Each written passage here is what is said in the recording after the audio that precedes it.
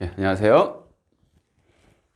예, 우리 물권에서 이제 근저당권만 남겨두고 있죠. 근저당권 보겠습니다. 이 근저당권의 개념을 제가 이 표를 통해서 한번 설명해 드릴게요. 봅시다.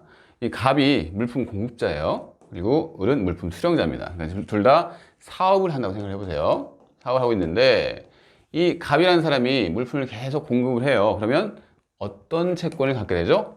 예, 물품 대금 채권을 갖는 거죠. 그래서 이 사람이 물품 대금 채권을 갖죠. 그죠? 이 사람은 채무자죠. 대금 채무의 채무자죠. 그런데 지금 공급 계약이라는 것은 뭐 한 번 계약을 하나요? 아니죠. 물품 공급 계약은 계속적 계약이죠. 이런 계속적 계약을 위해서 채권 채무가 발생을 했어요.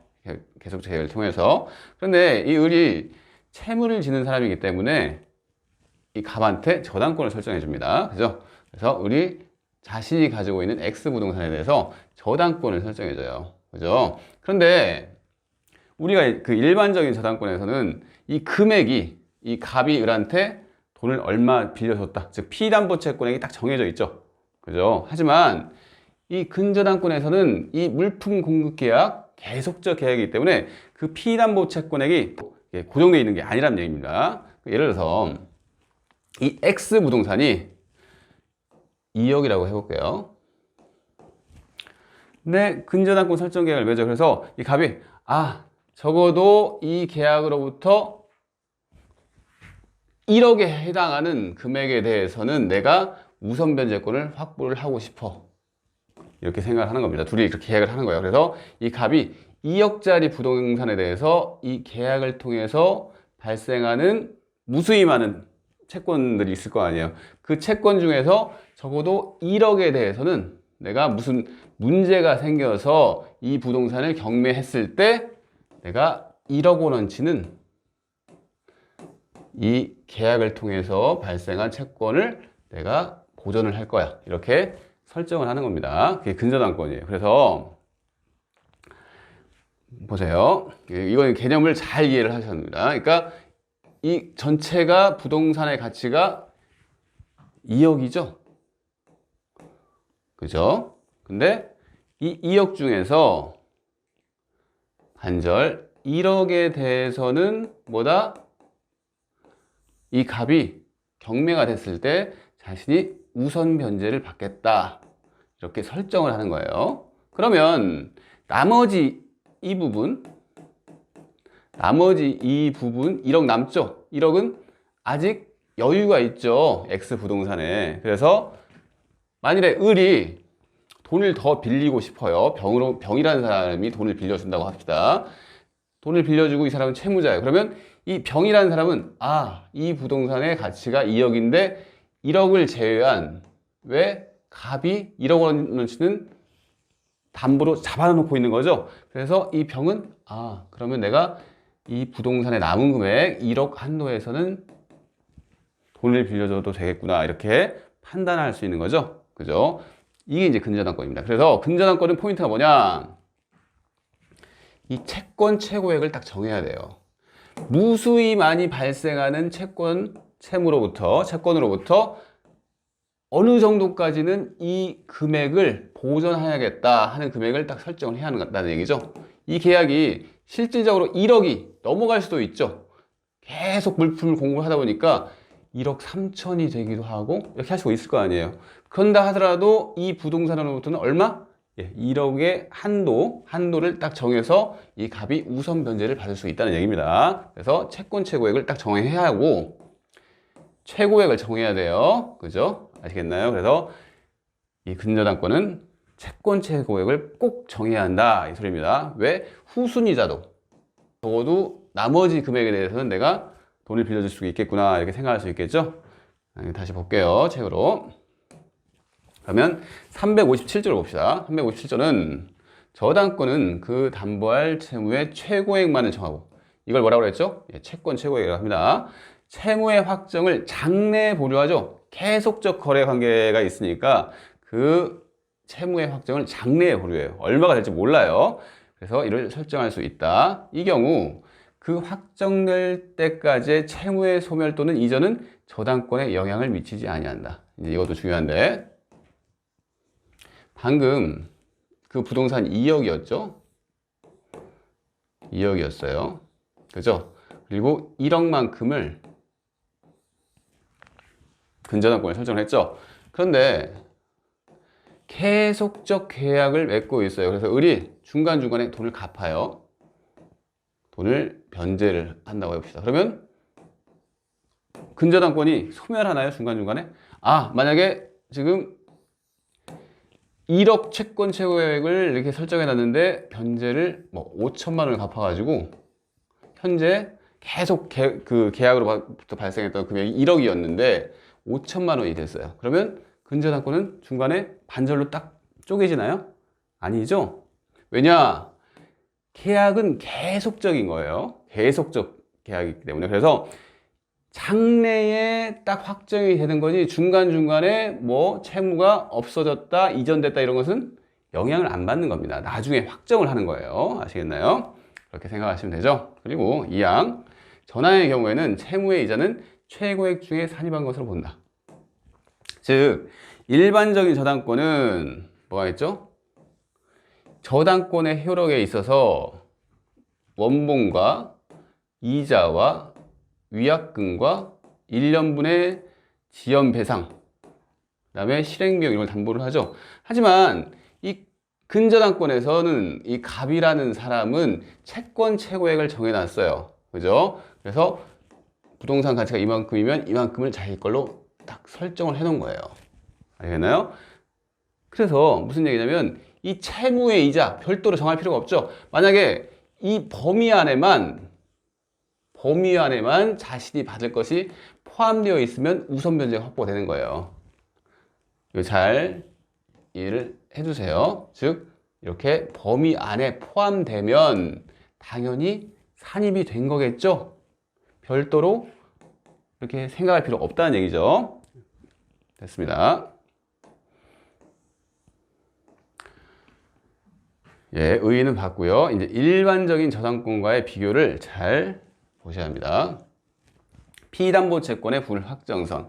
일반적인 저당권은 현재 또는 장래의 특정 채권을 담보하죠. 제가 저당권은 계속 그림을 그렸죠. 갑이 을한테 1억을 빌려주면서 을의 부동산에 저당권을 잡는다. 이렇게 설명을 계속 드렸잖아요. 뭐다? 이 금액이 고정적이었던 거죠. 딱 얼마를 빌려주면서 부동산에 저당권을 잡는다. 이렇게 됐잖아요. 그래서 일반적인 저당권은 뭐다? 현재 또는 장래의 특정 채권이죠. 딱 특정된 채권이에요. 하지만 근저당권은 사업을 하면서 무수히 많은 채권들이 나오죠. 그 채권을 어떻게? 채권 최고액이라는 걸 정해서 그 한도로 담보를 하는 거예요. 그죠? 물품 공급계약을 맺어서 무수히 많은 채권이 나오는데 그거에 대해서 그 채권 최고액 한도 내로 이것을 담보를 한다 이 소리입니다. 그리고 이 부정성의 완화 이것도 중요하죠. 저당권은 부정성이 있죠. 그래서 일반적인 저당권은 뭐다? 피담보채권이 소멸한다. 그러면 저당권도 소멸을 해요. 그런데 근저당권은 결산기가 전이에요. 즉 계속적 거래관계가 지금 진행되고 있는 중입니다. 그래서 중간에 채무자가 변제를 해서 피담보채권액이 제로가 돼요. 그러면 피담보채권액이 제로가 됐으면 저당권은 소멸하나요? 아니죠. 사업을 계속 하고 있는 중입니다. 중간에 그냥 담보액이 0이 된 것 뿐인 거예요. 그래서 뭐다? 소멸 안 합니다. 아시겠나요? 그래서 피담보채권의 증감을 인정하기 때문에 제로가 된 경우에도 소멸한 게 아니다. 중요합니다. 한번 볼까요? 피담보채권의 범위. 일반적인 저당권의 피담보채권의 범위는 그것도 중요한데 다 중요하네요. 360조에 따라서 어떻게 다 원본 이자 이렇게. 그러니까 제가 이제 이런 예를 많이 들었죠. 갑이 을한테 돈을 빌려주면서 이 을이 가지고 있는 X 부동산에 저당권을 설정했다. 지금 일반적인 저당권을 얘기를 하는 거예요. 이런 경우에 저당권의 효력에서 어떻게 얘기를 했었죠? 저당권 효력이라는 것은 경매가 됐을 때 생각을 해보세요. 경매가 됐을 때 이 금액이 돈을 빌려준 금액이 어떤 식으로 처리가 되느냐.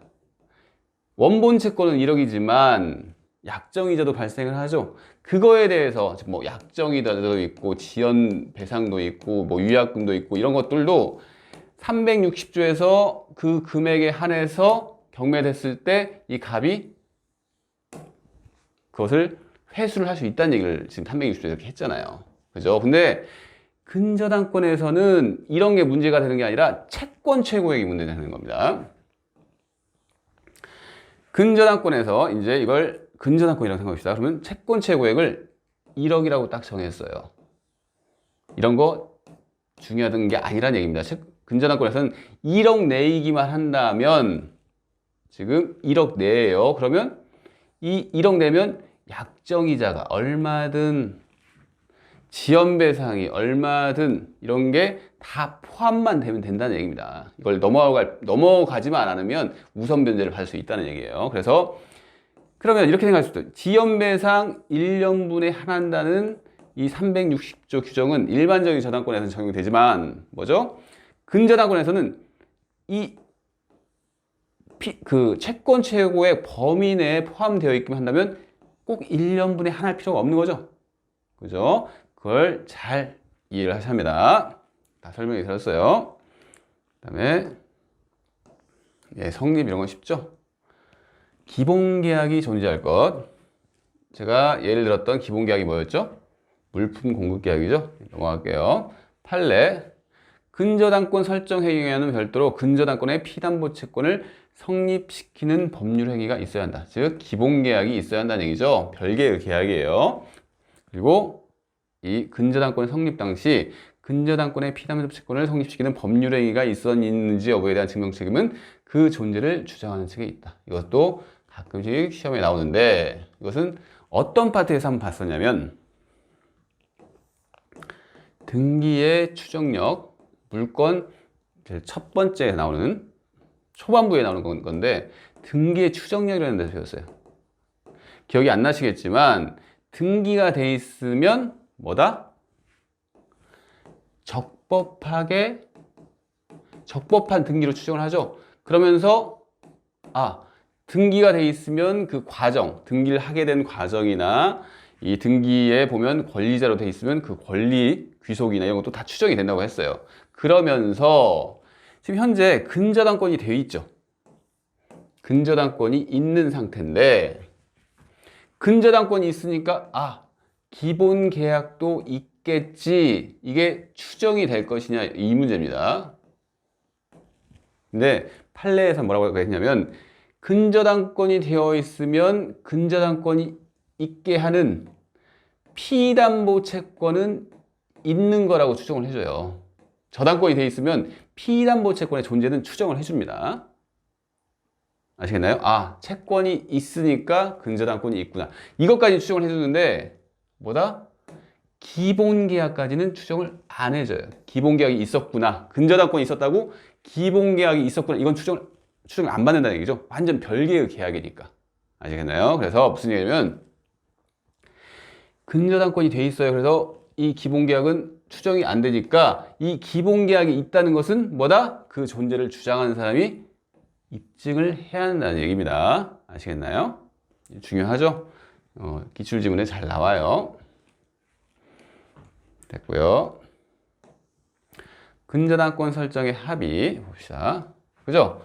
계약을 했으면 합의를 하죠. 그래서 합의로 성립을 하고 당연하죠. 이게 약정 담보 물건이잖아요. 합의를 하고 그리고 2번 볼까요? 1번 당연한 거고 2번은 피담보 채권의 범위를 결정하는 기준과 그죠? 주로 이제 피담보 채권 범위를 결정하는 기준은 어떤 채권에 대해서는 이 범위 안에 포함된다. 이런 걸 결정하는 기준이 있을 거 아니에요. 그 기준과 뭐다? 중요한 건 이거죠. 채권 최고액을 반드시 정해야 돼요. 그래야지 후순위 저당권자가 있든 물상 보증인이 있든 이런 사람들한테 예측 가능성을 심어줄 수가 있죠. 그죠? 채권 최고액 안 정하면 뒤에 들어오는 저당권자들이 이거 얼마를 빌려줄 수가 있을까? 이렇게 고민할 거 아니에요. 그죠? 그래서 이걸 반드시 정해야 합니다. 하지만 기본계약의 결산기나 결산기라고 하는 것은 물품 공급 계약이 언제까지로 하자 뭐 이런 거나 아니면 근저당권의 존속 기간 이런 것은 반드시 약정해야 하는 사항은 아니고 어떤 것만 반드시 해야 한다고?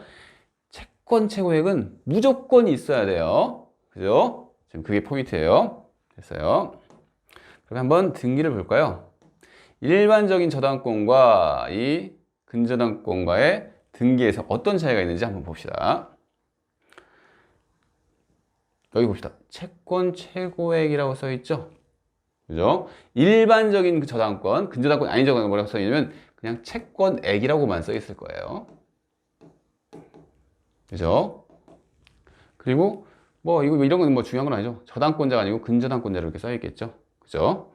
그래서 이 채권 최고액을 아주 포인트로 잡아갑니다. 그러니까 여러분들이 이 부동산에 현재 이 상태에 있는 부동산에 그 돈을 빌려주려고 김미재라는 사람한테 돈을 빌려준다고 생각을 해보세요.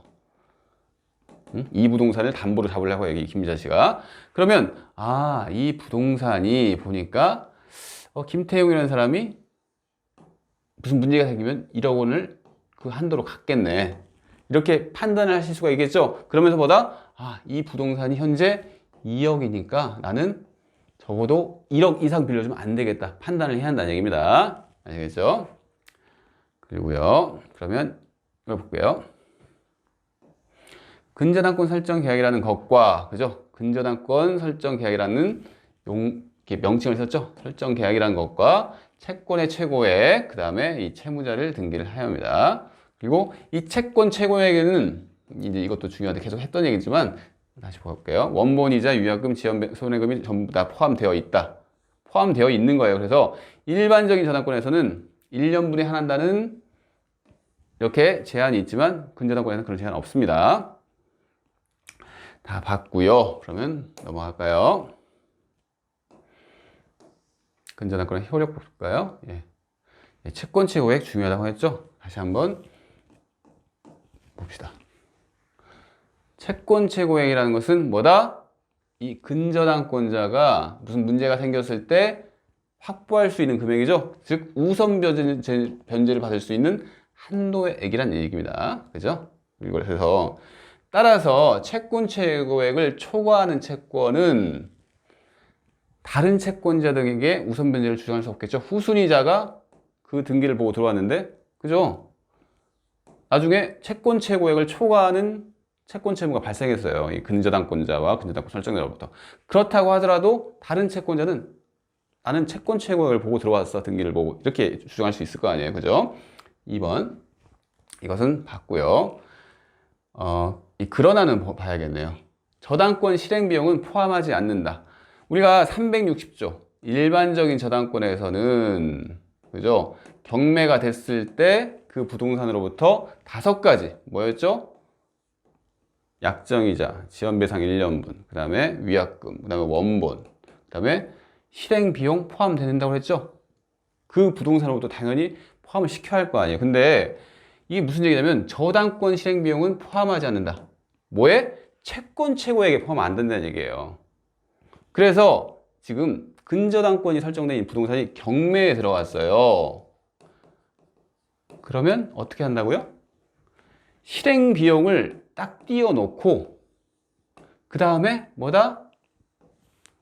채권 최고액을 고려하면 된다는 얘기입니다. 실행비용을 안 갚아도 된다는 얘기 아니죠? 즉 지금 채권 최고액에는 포함이 안 될 뿐이지 왜 별도로 그냥 딱 띄어나가고 그 다음에 채권 최고액을 고려를 하는 거지 이것을 안 갚아도 된다는 얘기 아닙니다. 아시겠나요? 그래서 이 실행비용은 1순위로 한다는 거 말씀드렸죠. 됐어요. 채권 최고액은 채무자에게는 적용되지 않는다. 이것도 아주 중요하죠. 아주 중요합니다.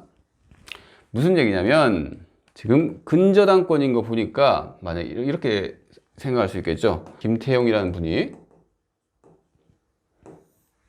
김미자 씨한테 돈을 빌려주는 이렇게. 근데 이게 계속적 거래죠. 그죠? 이 사람이 저당권자고 근저당권자고 했는데 지금 이 현재 이 부동산을 X부동산이라고 할게요. 이 X부동산에 뭐 가치가 2억이에요. 그리고 채권 최고액을 얼마로 정했냐면 1억이라고 정했다고 합시다. 근데 거래가 계속 되면 지금 1억을 채권 최고액이 1억일 뿐이지 실제 채권 채무 발생 금액이 1억 3천이에요. 뭐 이럴 수 있겠죠? 그죠? 근데 채권 최고액은 1억이라는 얘기니까요. 그러면 이 둘 관계에서는 채권 최고액이 의미가 있을까요? 이 채권 최고액이라는 의미는 이 사람이 우선 변제를 받을 수 있는 한도액이죠. 그리고 이 1억 채권 최고액을 보고 후순위 저당권자가 들어올지 말지를 결정하고, 즉 이해관계인들이 있으면 그 사람들이 이 1억만큼은 이 김태형이라는 사람이 가질 가능성이 높구나 이렇게 판단할 뿐이지, 채무자와 채권자 이 둘 사이에서는 1억만 갚으면 되나요?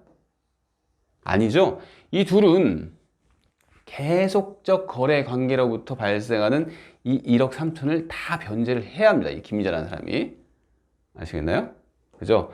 그래서 이 채권 최고액은 누구와 관계된 얘기라고요? 이 채무자와 관계된 얘기가 아니고 이렇게 이해관계인, 즉 후순위 권리자가 됐든 물상 보증이 됐든 이런 사람들이랑 관련이 된다. 이렇게 생각을 하시면 됩니다. 아시겠죠? 그래서 다시 보겠습니다. 3번 채권 최고액은 채무자에게는 적용되지 않는다. 그러면서 즉 채무 전액을 변제하여야 근저당권 말소 등기를 청구할 수 있습니다. 근저당권자가. 반면 물상 보증인 제3취득자 후순위 권리자는 채권 최고액과 경매 비용을 변제하고 저당권 말소 등기를 청구할 수 있습니다. 그죠? 어제 이제 저당권에서 이 제3취득자 아니면 이런 물상 보증인 이 후순위 권리자 등도 채무를 대신 갚을 수가 있죠. 그죠? 갚는데 그 금액이 얼마가 되어야 한다는 얘기예요. 지금 1억 3천이 실제로 채권 채무액이지만 이 사람들한테는 이 1억 3천은 중요한 거 아니죠. 이 사람들한테는 채권 최고액 1억이 중요한 거예요. 이 부동산은 1억에 한해서는 김태형이 가져가는 것이다. 그러니까 이것만 갚고 이 말소 청구를 할 수 있다는 얘기죠. 아시겠나요? 됐어요. 1번. 1번은 설명 드리내고 2번부터 봅시다. 근저당권의 채권 최고액은 배당받을 채권자나 저당 목적 부동산의 제3취득자. 그죠? 배당받을 채권자라는 건 후순위 권리자라고 생각하면 되시죠? 그 사람들에 대한 우선 변제권의 한도의 의미를 갖는 것에 불과하죠. 그죠? 그래서 최고액 범위 내의 채권에 한해서만 변제를 받을 수 있다는 책임의 한도라고는 볼 수 없다. 이 문장을 잘 기억을 해주세요. 채권자와 채무자 사이에서는 그 범위를 넘는 부분에 대해서까지 책임을 져야 한다는 얘기예요. 그래서 채권 최고액이 책임의 한도라고는 볼 수 있는 건 아니라는 얘기입니다. 아시겠나요? 그러므로 배당받을 채권자나 제3취득자가 없는 한, 없어요. 그런 사람이 지금 이해관계자가 없어요. 그런 경우는 어떻게 된다고요? 근저당권자의 채권액이 근저당권의 채권 최고액을 초과하는 경우에 1억이 아니고 1억 3천이 발생을 했어요. 그러면 어떻게 된다고요? 매각대금 중 최고액을 초과하는 금액이 있더라도 근저당권 설정자에게 반환할 것은 아니고 근저당권자의 채권 최고액을 초과하는 채무의 변제에 충당한다. 즉 경매가 됐는데 이런 이해관계인이 없어요. 그죠? 그리고 지금 채권 최고액은 1억인데 실제 채무액은 1억 3천이고 지금 그 부동산 2억짜리 부동산이 지금 경매가 된 거예요. 그죠? 그런 경우에 지금 2억이 들어왔어요. 그러면 채무자는 1억 3천을 갚아야 돼요? 1억을 갚아야 돼요? 지금 이해관계자가 없어요, 아예. 그러면 당연히 1억 3천을 갚아야겠죠? 그래서 뭐다? 초과하는 금액, 지금 3천이 초과됐죠? 3천만 원이 초과됐다고 채무자한테 다시 그 금액이 돌아가야 한다고요? 아니죠? 그 초과하는 금액이 있더라도 근저당권 설정자에게 반환할 것은 아니죠. 왜? 다 갚아야 하니까. 돈을 다 갚아야 하는 거예요. 그래서 이렇게 초과하는 채무의 변제에 충당을 하여야 한다. 이 소리입니다. 3번 볼까요?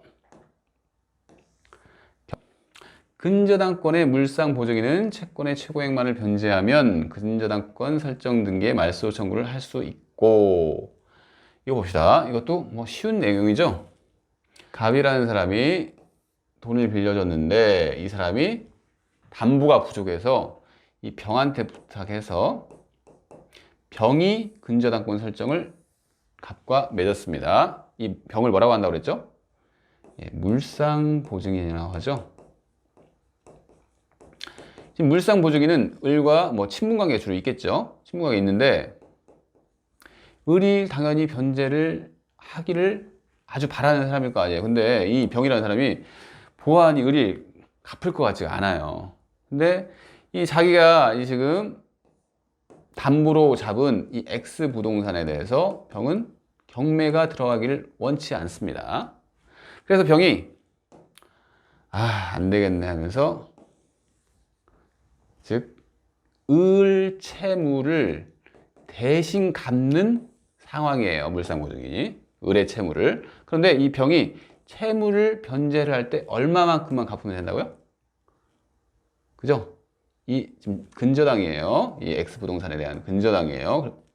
채권 최고액만큼만 갚으면 된다는 얘기입니다. 아시겠나요? 그 얘기고요. 3-1번 경매 부동산을 매수한 제3취득자는 채권 최고액과 경매 비용을 변제 공탁하면 그 근저당권의 소멸을 청구할 수 있다. 그죠?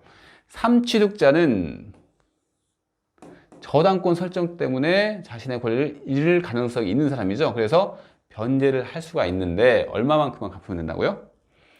맞죠? 채권 최고액. 그죠? 그 다음에 경매가 들었으면 경매 비용 이렇게 공탁을 하면, 공탁이라는 것은 법원에 맡기는 걸 통해서 이 채무를 변제를 하는 거잖아요. 그죠? 이렇게 제3취득자는 이렇게 채권 최고액만 변제를 하면 됩니다. 그 채권 최고액을 넘는 상황에서 넘는 금액까지 갚을 필요는 없다는 얘기죠. 이 4번 좀 어려울 수 있는데 한번 봅시다. 공동근저당권자가 공동담보부동산 중 일부에 대한 환가 대금으로부터 다른 권리자에 우선하여 피담보 채권의 일부를 배당받은 경우에, 이것은 제가 한번 그려보면서 설명을 드려야겠네요. 좀 어려운 판례입니다. 이건 어려운데 결론은 그렇게 어렵지는 않아요. 지금 이런 상태예요. 채권자가 있고 채무자가 있는데 일반적인 저당이 아니라 공동저당을 설정을 한 거예요. 공동저당 나오면 좀 어렵잖아요. 그죠? 뭐 이렇게 볼까요? 뭐 채권 금액 뭐 1억이라고 해보고 이 채무자가 저당권을 설정을 하는데 이 공동담보를 설정해서 X토지와 Y토지라고 해볼까요? 이 Y토지를 공동저당으로 잡은 거예요. 그래서 이 채권자 갑이라고 해볼까요? 갑. 채무자는 을이에요. 이 갑이라는 사람이 1번으로 이 X토지, Y토지에 대해서 이렇게 저당권자가 된 거죠. 즉 1번 저당권자가 갑입니다. 갑. 지금 피담보 채권액은 1억이죠. 그러니까 X토지의 등기부를 보면, 을구를 보면 1번 갑, 피담보 채권액 1억 이렇게 써 있다는 얘기예요. 지금 이런 상태에서 이 Y토지에 후순위자가 있다고 봅시다. 지금 X토지는 1번만 있고 Y토지에 2번 저당권자가 있어요. 병이라고 해볼까요? 이 병이라는 사람은 뭐 한 3천만 원의 채권을 가지고 있다고 해볼까요? 그리고 이 X토지는 가액이 1억이고 이것은 5천만 원이라고 해볼게요. 뭐 이런 상황이라고 봅시다. 그런데 지금 다시 한번 이 판례 볼까요? 부동산 중 일부에 대한 환가 대금으로부터 다른 권리자에 우선하여 피담보 채권의 일부를 배당받은 경우에, 이것은 무수죠? 어떤 한 부동산이 먼저 경매됐죠. 이걸 뭐라고 한다고 그랬죠? 이시배당이라고 했어요. X토지에 먼저 경매가 됐어요. 근데 이걸 5천만 원이라고 합시다. 얘가 5천만 원이고 이렇게 하는 게 편하겠네요. 얘가 5천만 원이고 얘가 1억이에요. 이렇게. 그래서 엑스토지가 먼저 경매됐으니까 이 가격이 엑스토지의 경매 가격이 5천이라고 했죠. 5천 중에서 이 갑이 5천을 다 받아갔어요. 그러면 갑은 현재 1억 중에서 5천만 원을 딱 받아갔어요. 그죠? 여기까지는 아시겠죠? 그러면 이제 Y토지를 봅시다. Y토지를 봤더니 현재 어떻게 기재가 돼 있죠? 1번 갑 1억, 2번 병 3천 이렇게 돼 있죠. 그래서 여러분은 한번 이 X토지에 대해서 지금 갑이 5천을 우선 변제를 받았죠. 그러면 이 사람이 이 Y토지의 어느 만큼의 우선 변제권을 가질 것인가, 이게 지금 포인트입니다. 그러면 이렇게 기재가 되어 있으니까 이 갑이라는 사람은 여전히 우선 변제 한도액이 1억인가 보다, 이렇게 판단할 것인가, 또는 5천만 원을 이 사람이 먼저 받아갔으니까 이렇게 기재가 되어 있다고 하더라도 이게 우선 변제 한도액이 5천이 되는 거 아닌가, 왜 한번 받아갔으니까 그 금액을 제외한 금액에 대해서 우선 변제권을 인정할 것인가, 이거에 대한 지금 문제예요. 근데 당연하죠. 한 번 받아갔는데 이렇게 기재되어 있다고 하더라도, 기재되어 있다고 나는 갑이라는 사람이 나는 1억의 우선 변제권이 있어, 이 주장하는 거 말이 안 되죠. 당연한 얘기죠. 그래서 우리 판례는 뭐라고 했다고요? 이런 경우에 한 번 받아가는 금액에 대해서는 우선 변제권이 상실된다는 그런 이 판례를 두고 있습니다. 다시 한번 이 내용을 보고 판례를 볼게요. 사원 다시 한번 읽어보겠습니다. 공동근저당권자가 공동담보 부동산 중 일부에 대한 환가 대금으로부터 5천만 원이 먼저 환가가 됐죠. 다른 권리자에 우선하여 피담보 채권의 일부를 배당을 받았어요. 그죠? 우선 변제받은 금액에 관하여는 줄친 것만 봅시다. 나머지 부동산에 우선 변제권을 행사할 수 없다. 지금 Y토지에 대해서 우선 변제권을 행사할 수 없다. 그 부분에 대해서는, 그죠? 먼저 받은 부분에 대해서는. 그래서 공동담보의 나머지 목적 부동산에 대하여 공동근저당권자로서 행사할 수 있는 우선 변제권의 범위는, 즉 Y토지에 대해서 우선 변제권의 범위는 이 소리입니다. 피담보 채권의 확정 여부와 상관없이 최초의 채권 최고액에서 우선 변제 받은 금액을 뺀 공제한 나머지의 채권 최고액으로 제한된다고 보면 타당하다. 아시겠나요? 그러면서 이러한 범위는 원본이든 이자든 이런 거 상관없이 마찬가지로 적용된다는 그런 판시를 하고 있습니다. 다 됐고요. 그럼 가로 2번 피담보 채권 확정. 피담보 채권의 확정이라는 것은 근저당권이 담보하는 채권이 확정되는 걸 말합니다. 근저당권이라고 하는 것은 즉 계속적 거래 관계가 있고 피담보 채권액이 얼마인지 그 변동이 되는 거잖아요. 왔다 갔다 변동이 되는 거죠. 그것을 스톱시키는 거라고 보면 돼요. 즉 증감 변동하는 피담보 채권액의 증감 변동을 멈추게 하는 거라고 보면 됩니다. 그럼 어떤 경우에 멈출까요? 한번 생각을 해보세요.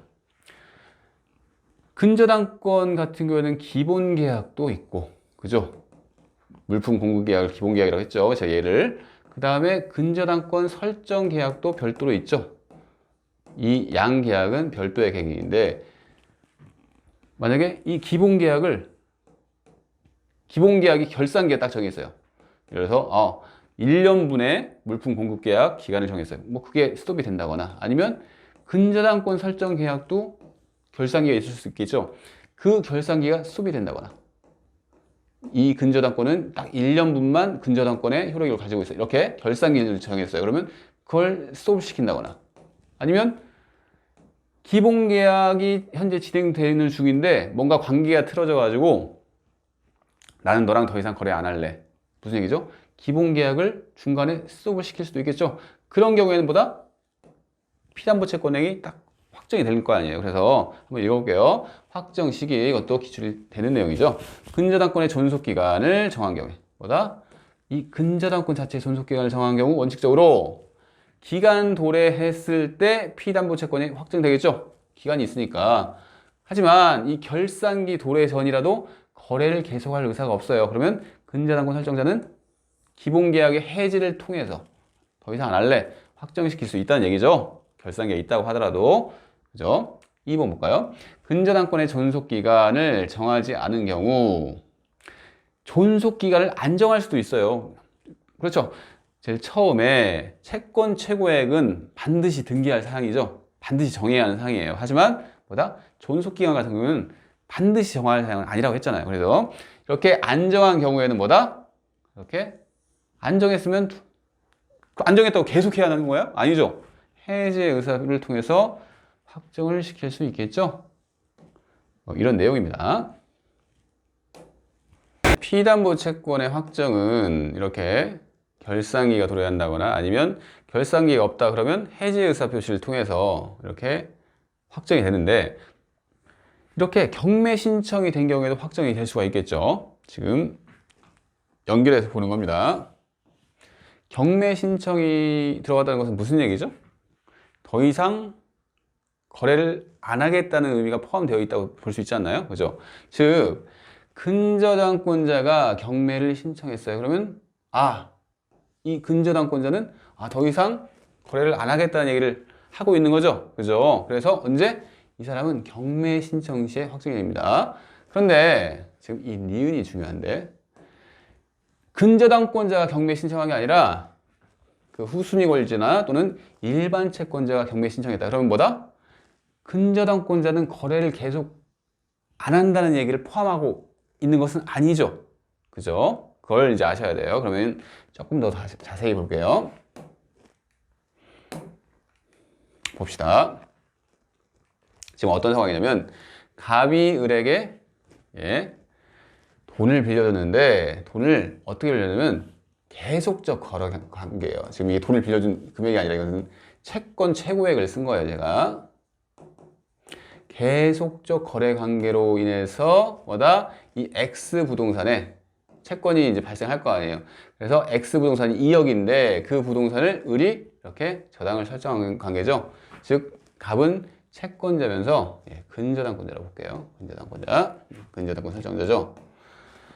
이 X 부동산에 이 갑만 저당권을 갖고 있는 게 아니고 지금 2번 저당권도 설정이 있어요. 그러니까 X 부동산에 1번은 갑, 2번은 병, 이런 상태죠.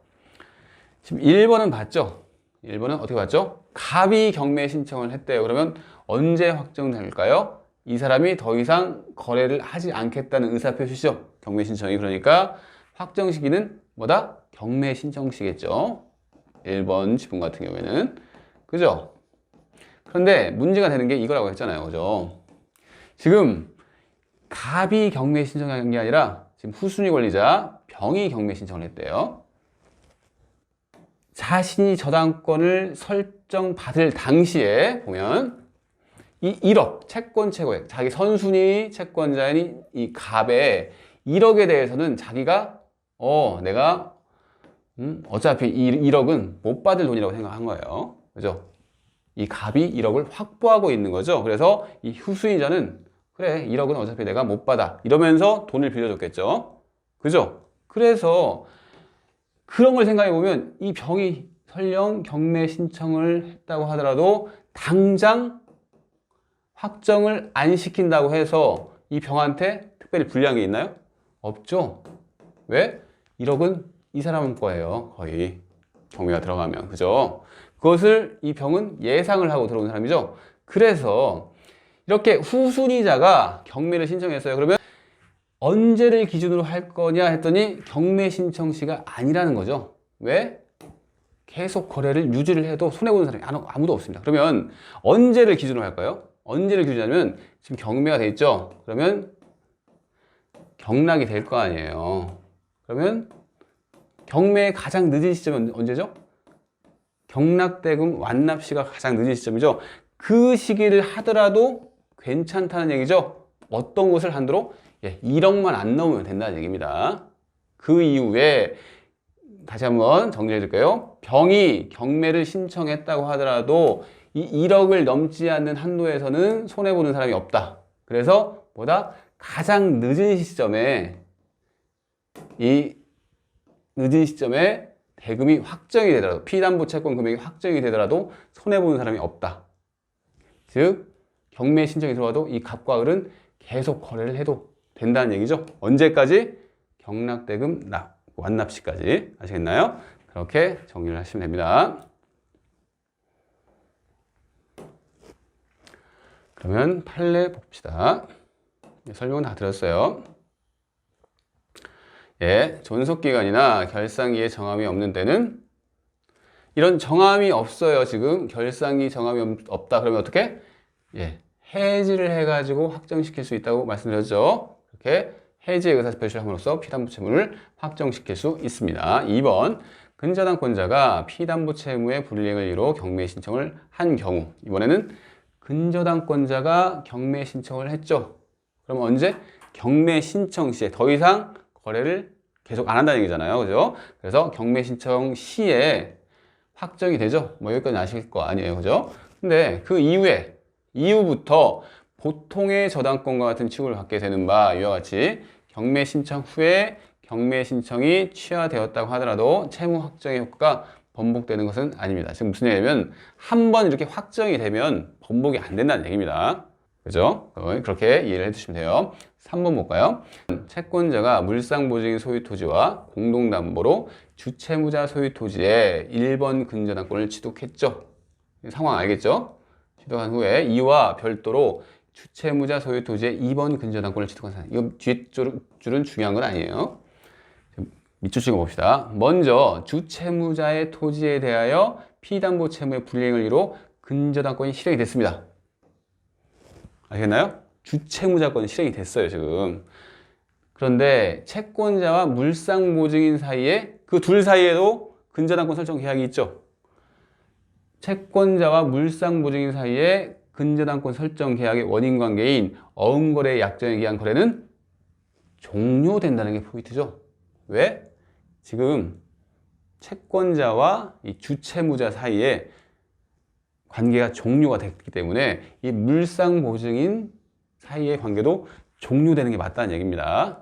아시겠나요?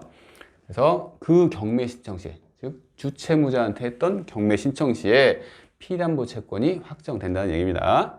아시겠나요? 이렇게 이해를 해주시면 돼요.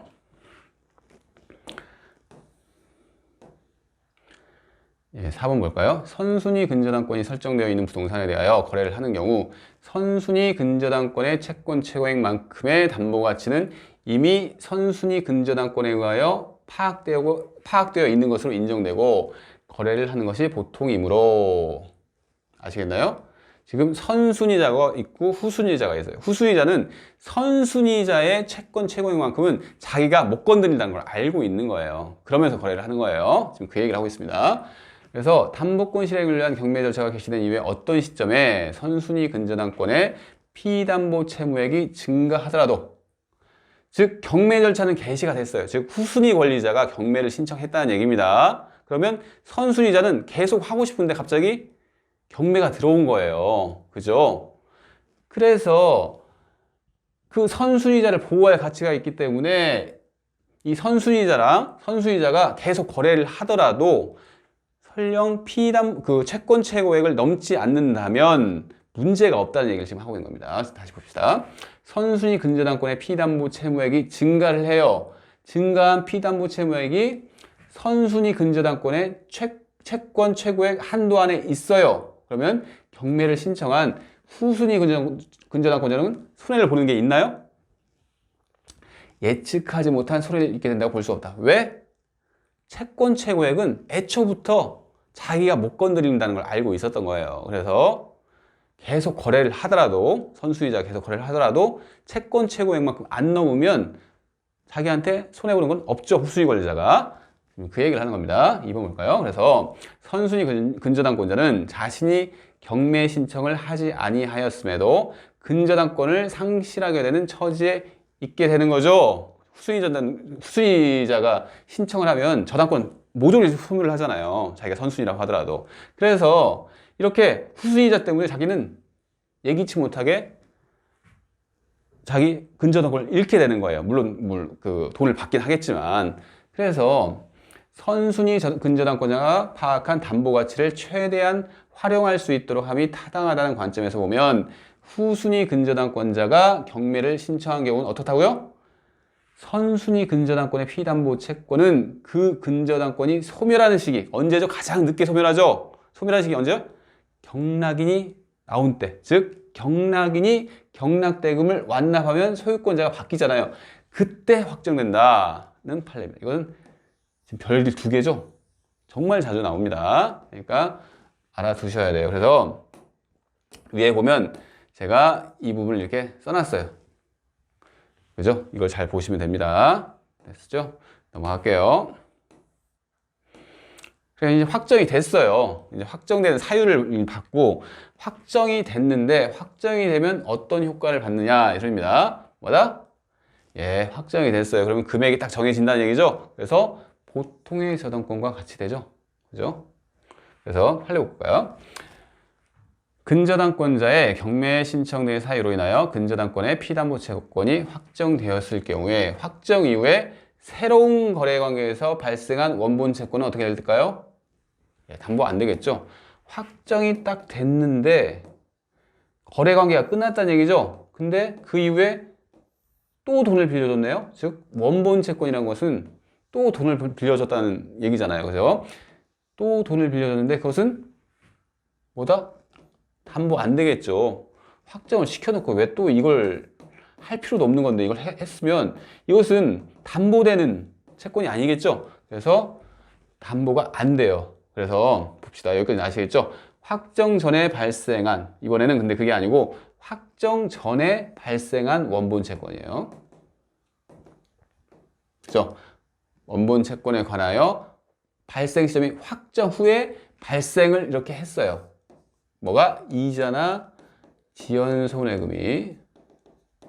그러면 지금 문제가 되는 것은 이 이자나 지연 손해금을 과연 어떻게 할 것이냐, 즉 근저당권에 의해서 담보가 될 것이냐, 이 문제죠. 근데 원본 채권은 언제 발생했죠? 확정 전에 원본 채권이 발생했죠. 확정이 되기 전에 돈을 빌려준 거예요. 그러면 그에 따른 부수적인 효과, 즉 이자가 발생한다, 아니면 채무자가 돈을 안 갚아가지고 지연 배상금이 발생한다. 이것은 당연히 담보되게 하는 게 맞지 않을까요? 지금 원본 채권은 확정 전에 발생했어요. 아시겠나요? 이걸 꼭 아셔야 합니다. 이것도 기출이 된 거죠. 왜? 확정 전에 발생한 채권을 바탕으로 해서 이렇게 나왔던 이런 이자나 지연 손해금은 확정 전 채권 때문에 나온 거예요. 아시겠나요? 꼭 이해를 해주세요. 다 봤습니다. 그러면 근저당권의 변경을 볼까요? 근저당권의 변경은 이렇게 생각하시면 돼요. 변경 가능하다. 이걸 한 줄로 그냥 끝날 수가 있는데, 여러분들이 이제 저당권도 배웠고, 예, 근저당권도 배웠죠. 그런데 실제 이런 생활에서는 저당권이라는 게 쓰이는 일이 있을까요? 제가 알기로는 거의 없다는 걸로 알고 있어요. 그러니까 모든 거래에서 저당권을 잡을 일이 있으면 다 근저당권을 설정을 하죠. 아파트 담보대출 같은 경우에 저당권이에요? 근저당권이에요? 근저당권이죠? 그럼 왜 이렇게 근저당권을 좋아할까요, 사람들이? 좀 융통성이 있어서 그래요. 일반 저당권은 딱 고정이 되죠. 뭐든지 다 고정을 시켜버리죠. 근데 이 근저당권은 뭐라고요? 융통성이 있으니까 변화무쌍하다는 얘기죠. 그래서 어떤 나중에 사정 변경이 생긴다거나 사후에 어떤 사정이 변경이 될 수도 있잖아요. 그래서 그런 변경이 됐을 때 뭐다? 근저당권을 설정해 놨으면 이거에 대비할 수가 있겠죠. 그죠? 그래서 근저당권을 쓰는 거예요. 무슨 얘기냐면 채권 최고액을 변경할 만한 이유가 있다거나 존속기간을 변경할 만한 이유가 있거나 아니면 기본계약이 딱 물품 공급계약인데 물품 공급계약 플러스 알파 계약을 맺으려고 해요. 어떤 다른 계약을. 그러면 기본계약을 추가한다는 얘기죠. 이런 게 다 가능합니다. 근저당권은. 그래서 근저당권을 맺는 거예요. 아시겠나요? 그리고 채무의 범위를 변경을 한다거나 심지어 채무자를 변경하는 것도 가능합니다. 그래서 근저당권의 변경은 뭐다? 다 가능하다. 우선 기본적으로 이렇게 알아두시고, 이제 약간 디테일한 것만 볼게요. 예, 그죠? 채권 최고액 같은 경우에는 등기사항이라고 했죠. 그래서 등기를 해야 합니다. 변경이 있으면. 그리고 예, 채무자 변경할 수 있다는 이거 말씀드렸죠? 넘어가 볼까요? 예, 판례 봅시다. 판례에서는 근저당권은 보통의 저당권과 달리 발생 및 소멸에 있어 피담보 채무에 대한 부정성이 완화되어 있는 관계로, 그죠? 완화되어 있죠? 부정성이 완화되어 있다.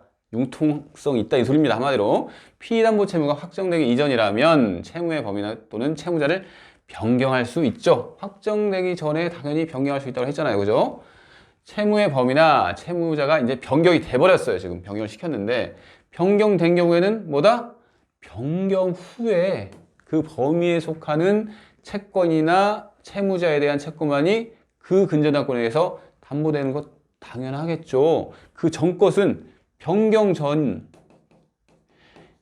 즉 이렇게 변경을 했어요. 이렇게 변경 후면 변경을 한 시점부터는 무조건 변경된 것만 신경 쓰면 된다 이겁니다.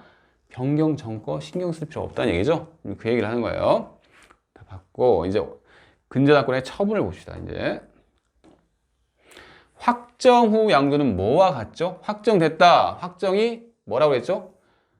딱 일반 저당권처럼 피담보 채권 이런 게 다 확정이 된 거죠. 그래서 확정이 됐어요. 그 다음에 양도를 했어요. 그러면 일반 저당권 양도랑 동일하겠죠. 우리 일반 저당권 양도는 배웠죠. 그죠? 뭘 배웠죠? 피담보 채권이 양도되면 저당권도 양도되고 저당권만 양도하는 것은 무효이고 이런 거 다 배웠잖아요. 그죠? 그 얘기입니다. 확정 후의 근저당권은 보통의 저당권과 동일한 성격을 갖는데, 즉 확정이 된 후에는 피담보 채권과 분리해서 근저당권만의 독립적인 양도 안 되죠. 왜? 부종성 때문에 안 되는 거예요. 그러니까 근저당권만 양도하면 피담보 채권이 없는 근저당권이 되는 거죠. 안 되잖아요. 그죠?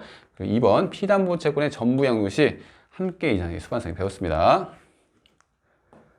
그러면 이제 뭐 여기 위에보다 이 확정 전 양도가 훨씬 중요합니다. 볼까요? 네, 판례를 바로 볼게요. 1번 변제할 정당한 이익이 있는 채무자를 위하여 채권의 일부를 대위 변제할 경우에 대위 변제자는 변제한 가액의 범위 내에서 종래 채권자가 가지고 있던 채권 및 담보에 관한 권리를 법률상 당연히 취득하는 것이므로 채권자는 대위 변제자에게 일부 대위 변제에 따른 저당권의 일부 이전의 불기능을 격려해 줄 의무가 있다. 우선 이 1의 1번을 먼저 설명을 드릴게요. 우리가 지금 근저당권을 예를 드는 게 아니라 이번에는 일반 저당권을 한번 말씀을 드릴게요. 봅시다. 갑이라는 사람이 일반 저당권이에요. 우리 일반 저당권 뭐죠? 돈 1억을 빌려주고, 그죠? 이 을이 X 부동산에 대해서 저당을 설정하고, 그죠? 이 관계입니다. 이런 건데, 피담보 채권 1억이라는 얘기죠? 병이라는 사람이 있어요. 이것은 제3자예요. 이 제3자 병이 뭐 을과 어떤 친분이 있었는지 뭘 했냐면 갑한테 5천만 원을 변제를 했어요. 그죠? 그러니까 병이 타인 채무 변제를 한 거죠. 을의 채무를 변제했습니다. 그런 경우에는 이 갑은 이제 1억을 변제받았으니까 채권액이 5천만 원으로 줄죠. 그죠? 그리고 이 병은 을의 채무를 대신 변제를 했으니까 타인 채무를 변제하더라도 을에 대해서 뭘? 구상권을 가지죠. 구상채권을 가지죠. 그 금액이 5천만 원이죠. 그죠? 그래서 우리 법에서는 어떤 제도를 두고 있냐면 변제자 대위라는 제도를 두고 있어요. 변제라는 건 갚는다 이 소리잖아요. 병이 지금 을의 채무를 을의 갑에 대한 채무를 갚았죠. 이 변제자가 대위를 하는 거예요. 대위. 뭘 대위를 하냐? 이 5천만 원 채권 때문에 채권이 있으니까 이 갑이 가지고 있는 갑이 뭘 가지고 있죠? 채권도 가지고 있지만 지금 저당권도 가지고 있죠. 그죠? 이 저당권을 갑이랑 병이랑 함께 갖는다는 얘기입니다. 우리가 공유를 배우면서 소유권 이외, 즉 저당권 같은 경우에는 준공유를 할 수 있다고 그랬잖아요. 그래서 이렇게 병이 을한테 돈을 갚는다? 그러면 뭐 변제자 대위라는 제도가 있는데 우리 시험범위는 아닙니다. 하지만 지금 이걸 설명하기 위해서는 변제자 대위를 설명해야 하는 거예요. 변제자 대위라는 게 있는데 이 사람이 이렇게 대신 돈을 갚으면 이 병이 이 갑의 지위를 5천만 원 한다고 해서는 대위를 하는 거예요. 그래서 지금 저당권이죠. 저당권을 갑과 병이 준공유를 하는 겁니다. 아시겠나요? 이렇게 준공유를 하는 거예요. 지금 일반적인 저당권인 경우에 지금 얘기를 한 거죠. 근데 이 법은 근저당 얘기가 나옵니다. 이제 근저당도 이와 동일할 것인가에 대한 얘기를 하는 거예요. 결론은 동일하지 않단데 봅시다. 이제 1의 2번 1의 1번 한번 다시 이제 설명드렸으니까 채권자는 대위변제자에게 일부 대위변제에 따른 저당권의 일부 이전의 부기능기를 격려해줄 의무가 있다 이 소리죠. 채권자 갑이 대위변제자 병에게 저당권을 이제 준공유하는 관계에 있으니까 저당권의 일부를 이전을 해야 한다 이 소리죠. 그 얘기입니다. 가로 2번 볼게요. 근저당권의 경우에는 이제 근저당권이에요. 거래가 종료하기 전까지 채권은 계속적으로 증감 변동하는 것이므로 근저당 거래 관계가 계속중인 경우, 지금 포인트는 계속중인 경우에 지금 근저당 거래 관계가 근저당권의 피담보 채권이 확정되기 전에 그 채권의 일부를 양도하거나 대위변제한 경우에 근저당권이 양수인이나 대위변제자에게 이전할 여지는 없다죠. 결론은 없단데 왜 없는지 한번 볼게요. 지금 근저당권입니다.